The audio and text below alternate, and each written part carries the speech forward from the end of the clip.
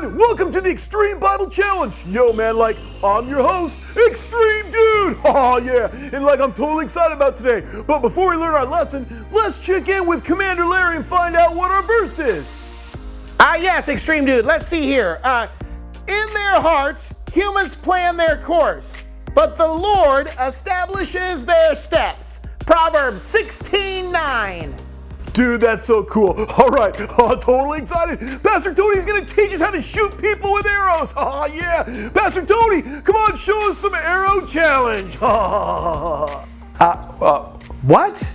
Wait a minute, Extreme Dude. We're not going to teach people how to shoot other people with arrows. We're not going to even teach people how to shoot with arrows. I guess arrows are in our story today, but that's not what we're talking about. Okay, we're actually learning today that God protects. And we're in the Big God Story, our Bible. It's a collection of real life people who went through real circumstances, real situations to find out who God is. And again, today we're learning God protects. Say it with me. God protects. So if you remember, we learned just a little bit ago about a guy by the name of David. Now let's look at what happened. There was a guy named Samuel. He was the last of the judges, and everybody went, "We want a king, we want a king." So God sent Samuel to find the first king of Israel. His name was Saul, King Saul. And he was tall and strong and handsome, but he was also jealous and disobeyed God. And to the point God said, "I don't want him to be king," and he rejected him. And he sent Samuel to find the next king. Now he went to a family, and he actually found the next king was their youngest child, the one out taking care of the sheep that everybody forgot was even there. His name, David. That's right, David. David was going to become the next king. And as David got older, he ended up fighting this giant named Goliath. And because of it, the king brought him into his palace. And David is right there with Saul. That's kind of awkward, right? Especially since Saul had a son named Jonathan. And it would make sense if the king was to ever die, that Jonathan, his son, would become king. He was the prince, but God had said David was going to be king. As weird as that was, Jonathan and David became best friends. Really? Yeah, best friends, Jonathan and David. In fact, they made a covenant that they'd be best friends forever, that they would actually be committed to each other, they wouldn't ever hurt each other, they would look out for each other. Man, that's friendship. Now, Saul started getting angrier and angrier and madder until all of a sudden he decided he wanted to kill David. Whoa! Yeah, that's right. He wanted to kill David. And David played the lyre, he played music, and it would help Saul sleep at night. But Saul would then get mad and go through rages, and he would throw spears at David. He tried to kill him several times, and David would run off and hide. And finally he came back to Jonathan, and Jonathan's like, I don't even know what you're talking about. In fact, here, let's just read it. In 1 Samuel chapter 20, check out what happens. Then David fled and went to Jonathan and asked, "What have I done? What is my crime? How have I wronged your father that he's trying to kill me?" "Never," Jonathan replied. "You're not going to die. Look, my father doesn't do anything great or small without letting me know. Why would he hide this from me? It isn't so." But David took an oath and said, "Your father knows very well that I have found favor in your eyes." And he said to himself, "Jonathan must not know this, or he'll be grieved.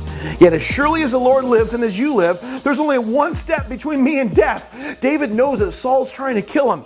So Jonathan says to David, "Whatever you want me to do, I'll do it for you." Man, that's friendship, right? Yeah, you see, God set it up so Jonathan can help protect David, because God protects. And so there's this final feast that everybody's invited to. And so Jonathan tells David, "You know what, don't go to the feast. Let's see how my dad responds. Let's see how King Saul responds." Now, David knows King Saul wants to kill him. And actually, that was the plan. King Saul planned to kill David when he showed up, but he didn't go. Jonathan put this plan together. He said, "Here's what I want you to do, David. After the feast, I want you to go down and hide behind a rock.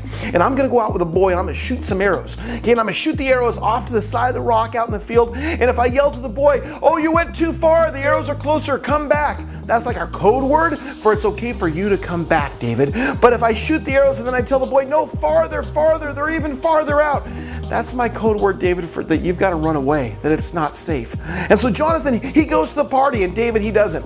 And Saul gets so mad because David's not there, because he wanted to kill him. Wow, can you imagine what that would be like, having somebody wanting to kill you? And Jonathan was like, "Why are you so upset, Dad?" And he got so mad that Saul even tried to kill Jonathan. Whoa! Okay, the king's crazy.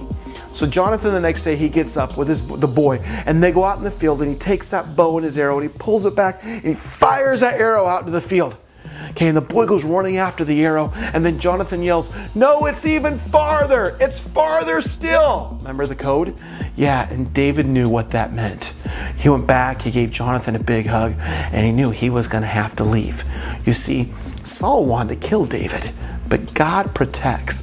And sometimes it doesn't always make sense in life what happens or why things occur, but we can know one thing. God has a plan for your life. And when God has a plan for your life, He's going to protect you, just like He protected David. Boys and girls, you can know that God protects. All right, Extreme Dude, back to you. Dude, that's so good. Whoa. Man, I thought I might get shot with an arrow, but instead we learned that God protects. Whoa, God protects you, God protects me. Whoa, hey, this is Extreme Dude. Catch you next time on the Extreme Bible Challenge. Aw, sweet.